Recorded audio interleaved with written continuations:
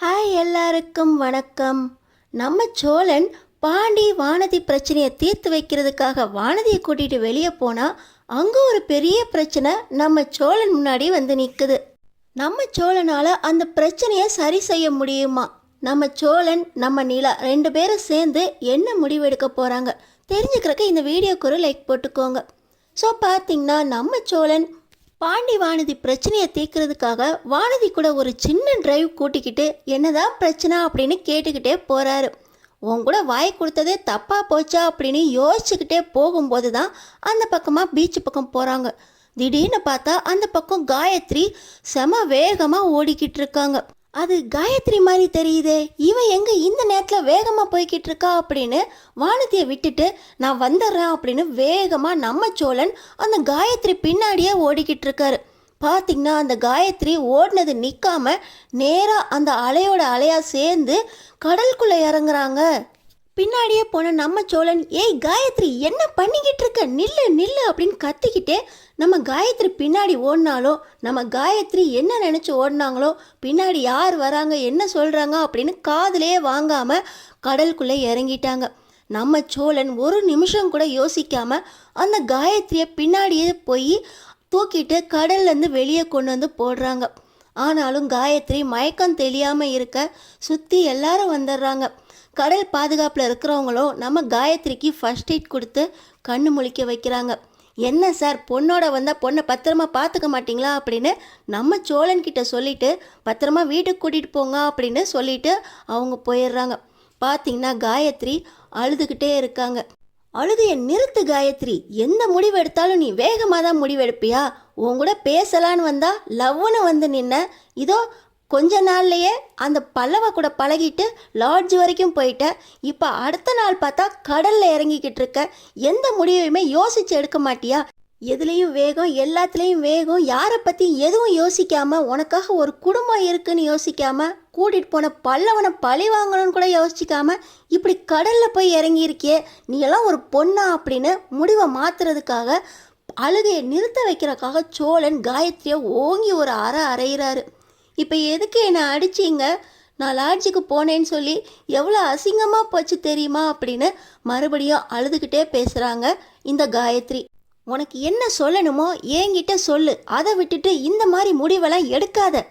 அவசரத்தில் எடுக்கிற எந்த முடிவுமே சரியாகாது. உன்னை விட்டுட்டு உங்கள் அப்பா அம்மா உயிரோடு இருந்துருவாங்களா? நீ பிரிஞ்சு போயிட்டா அப்படின்னு சொல்லி அவங்க மனசு எவ்வளோ வலிக்கும். அவங்களால நீ செத்து போயிட்டேன்னா ஆயுசு முழுக்க அவங்கள அந்த முடிவே கொன்னுருமே. நீ யோசிக்கவே மாட்டியா? எப்போவுமே உன்னை பற்றி மட்டும் அவசரமாக யோசித்து முடிவு எடுத்துக்கிட்டே இருக்கியே, உன் பின்னாடி உன் குடும்பம்னு ஒன்று இருக்குது, அதை பற்றி யோசிச்சியா அப்படின்னு கேட்க, என் குடும்பம் தான் என்னை விரட்டுறாங்களே, அவங்களுக்கு என்னை பிடிக்கலையாமே அப்படின்னு சொல்ல, ஆமாம் நீங்கள் ரொம்ப நல்ல காரியம் பண்ணீங்க. உங்கள் குடும்பம் உங்களை திட்டாமல் அடிக்காமல் என்ன பண்ணுவாங்க? போலீஸ் ஸ்டேஷன் வரைக்கும் போய் லாட்ஜில் உட்காந்தோன்னு சொல்லி உன் குடும்பத்தை போலீஸ் ஸ்டேஷனுக்கு இழுத்திய, அவங்களுக்கு எப்படி இருந்திருக்கும்? அவங்க என்ன தற்கொலை முடிவாக எடுத்தாங்க? உன்னை வீட்டுக்கு கூட்டிகிட்டு போய் கண்டிச்சா அது உனக்கு தப்பாக தெரியுதா? யாருமே நல்ல முடிவை எடுக்க மாட்டிங்களா அப்படின்னு சோழன் நம்ம காயத்ரியை ரொம்பவே திட்டுறாரு. அங்கே அவனும் இதை நினச்சி தான் அழுதுகிட்டு இருக்கான். அவன் குடும்பம் மட்டும் அவனை ஏற்றுக்குச்சா? இதோ அவங்க கூட பேசாமல் தான் இருக்கோம், அவனும் இந்த முடிவை எடுத்துட்டான். ஆனால் நீ ரொம்ப அவசரப்படுற. இந்த முடிவை எடுக்கிற அளவுக்கு ரொம்ப பிரச்சனை பெருசாக வரல. நான் சொல்கிறத கேளு, என் கூட வா, எந்த பிரச்சனையும் பேசி முடிவு எடுக்கலாம். உன் குடும்பத்துக்கிட்ட நான் பேசுகிறேன் அப்படின்னு சொல்ல, என் குடும்பம் எனக்கு வேண்டாம், அவங்க என்னை அடிக்கிறாங்க, அவங்க என்னை நம்பவே இல்லை அப்படின்னு இந்த காயத்ரி மறுபடியும் சொல்ல, லாட்ஜ் வரைக்கும் ஒரு பொண்ணு எவனையோ நம்பி போயிருக்க, இத்தனை நாள் பழகிட்டு அவங்க கூட லாட்ஜ் வரைக்கும் போயிருக்க, உன்னை பெற்று வளர்த்து இத்தனை வருஷம் வளர்த்தவங்க உன்னை என்ன எது சொல்லிட்டா உனக்கு அவ்வளோ கோவம் வருது, சாக முடிவு எடுக்கிற. எதையுமே யோசிச்சு முடிவெடு காயத்ரி, சொல்கிறது கேளு, என் கூட வா அப்படின்னு சொல்லி காயத்ரியை நம்ம சோழன் அவர் கூட கூப்பிட, இல்லை இப்போ வேணால் நீங்கள் என்னை காப்பாற்றிருக்கலாம், ஆனால் என் முடிவில் மாற்றமே இல்லை, நான் சாக போகிறேன், என் குடும்பம் எனக்கு வேண்டாம், அவங்க என்னை திட்டுறாங்க அடிக்கிறாங்க, நான் செஞ்சது தப்பு இல்லை, நான் எதுவுமே பண்ணல அப்படின்னு சொன்னாலும் நம்பவே மாட்டுறாங்க அப்படின்னு சொல்ல, ஆமாம் லாட்ஜில் போய் உக்காந்துக்கோங்க, அப்புறம் அவங்க நம்பலை இவங்க நம்பலைன்னு சொன்னால் ரொம்ப நல்லா இருக்குது அப்படின்னு சொல்லி நம்ம சோழன் பேச, பார்த்தீங்களா நாங்கள் ரெண்டு பேரும் பேசிக்கிட்டு தான் இருந்தோம், கேம் விளையாண்டுட்டு இருந்தோம். ஆனால் சொன்னால் யாரும் நம்ப மாட்டீங்க அப்படின்னு சொல்ல இதே கதையே தான் அவனும் சொல்லிக்கிட்டு இருக்கான். லாட்ஜ் வரைக்கும் எதுக்கு போகணும்? பேசுறது கேம் ஆடுறது அப்படின்னா ஏதாவது ரெஸ்டாரண்ட் காஃபி ஷாப்புக்கு போகலாமே. அங்கே போய் ரொம்ப நேரம் உட்காந்து பேசுங்க. இதோ காலேஜை கட்டு அடிச்சுட்டு போனீங்க, அப்போல்லாம் நல்லா இருக்கா? ஒரு வாரமாக காலேஜ் போகல அப்படின்னு பிரின்சிபல் கால் பண்ணி சொல்கிறாங்க. நீ அந்த மாதிரி கட்டடிச்சிருப்பீல. ஒரு வாரமாக கட்டடிச்சு பேசுனது பத்தாம லாட்ஜில் போய் உங்களுக்கு கேம் ஆடணும், பேசணும். இது நல்லா இருக்கா? இதை கேட்டால் உங்களுக்கு அவ்வளோ கோவம் வருது, உயிர் எடுத்துக்குவீங்க என்ன அப்படின்னு நம்ம சோழன் கேட்க, நீங்களாவது சொல்கிறத புரிஞ்சுக்கோங்க. பல்லவன் கூட பேசுகிறது, நாங்கள் அங்கே போய் குரூப் ஸ்டடி பண்ணுறதுக்கு தான் போனோம். என்ன கூட கொஞ்சம் நேரம் பேசிட்டு வரலாமே, கொஞ்சம் தனிமை கிடைக்குமே, காசு ரொம்ப செலவாகுது அப்படின்னு பல்லவனும் கவலைப்பட்டார். அதுக்காக தான் நாங்கள் ஃப்ரெண்டு லாட்ஜு காசு கொடுக்க தேவையில்லையே அப்படின்னு அங்கே போனோம் அப்படின்னு மறுபடியும் காயத்ரி சொல்ல, ரொம்ப நல்லா இருக்குது. தனியாக பேசுனா வீட்டுக்கு வாங்க, ஃப்ரெண்டு தானே. உங்களுக்குள்ள எந்த ஒரு கெட்ட எண்ணமும் இல்லைன்னா எந்த வீட்லேயும் போய் ஆணும் பெண்ணும் பேசலாம். இந்த சமுதாயம் 2 பேரையுமே ஏற்றுக்குது. ஆணும் பொண்ணும் பேசுகிறது தப்பு அப்படின்னு அந்த காலத்தை சொல்லிக்கிட்டு இருந்தாங்க.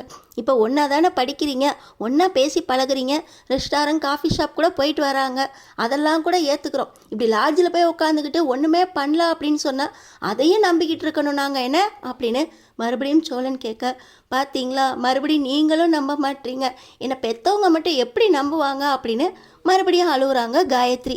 இப்போ வானதி வேக வேகமாக சோழனை தேடிட்டு உள்ள வர, மடியில் காயத்ரி படுத்திருக்க நம்ம சோழன் பேசிக்கிட்டு இருக்க, அண்ணே இந்த பொண்ணு காயத்ரி தானே அப்படின்னு சொல்லி நம்ம வானதி கேட்குறாங்க. அடுத்தது நீயாமா, முழு கதையும் சொல்கிறதுக்கெலாம் எனக்கு டைம் இல்லை, வா உன்னை நான் உங்கள் வீட்டில் இறக்கி விட்டுட்டு நான் இந்த பொண்ணு கூட எங்கே போகணும் அப்படின்னு சொல்ல, இந்த பொண்ணை கூட்டிகிட்டு எங்கே போகிறீங்க? இந்த பொண்ணு ஏன் இவ்வளோ நனைஞ்சிருக்கு அப்படின்னு கேட்க, ஆமாம்மா குளிச்சிச்சு, ட்ரெஸ் மாற்றணும் அதுக்கு தான் அப்படின்னு சொல்ல, அண்ணே இதெல்லாம் சரியில்லைண்ணே அப்படின்னு சொல்ல, இதெல்லாம் வேற கதை வானதி, உன்னை வீட்டில் இறக்கி விட்டுறேன், இல்லை பாண்டியோட கடையில் இறக்கி விட்டுறேன் வா அப்படின்னு சொல்ல, சரிண்ணே போகலாம் அப்படின்னு சொல்லி வானதி சொன்ன உடனே, சரி இந்த பொண்ணுக்கு கொஞ்சம் கை கொடுத்து கார் வரைக்கும் கூட்டிகிட்டு வா, நான் போய் காரை எடுத்துகிட்டு வரேன் அப்படின்னு சொல்லி நம்ம சோழன் காரை எடுத்துகிட்டு வர, காயத்ரியும் வானதியும் பின்னாடி ஏறுறாங்க. காயத்ரி ரொம்ப நனைஞ்சிருக்கதை பார்த்து வானதி, ஏன் குளிக்கிறதுக்கு உங்களுக்கு நேரமே கிடைக்கலையா, இப்படியா முழுசாக நினைவீங்க அப்படின்னு வானதி ஒன்றும் தெரியாமல் கேட்க, என்கிட்ட ஒன்றும் கேட்காதீங்க அப்படின்னு காயத்ரி அழுக, இந்த பொண்ணு என்ன அழுதுகிட்டு இருக்கா அப்படின்னு வானதி கேட்க, இதை உனக்கு அப்புறம் சொல்கிறேன் அப்படின்னு சொல்லிட்டு நம்ம சோழன் நேராக காயத்ரி கூட்டிகிட்டு வீட்டுக்கு வராரு. வீட்டில் பார்த்தீங்கன்னா காயத்ரி வந்த உடனே பல்லவனுக்கு அழுக வந்துடுது.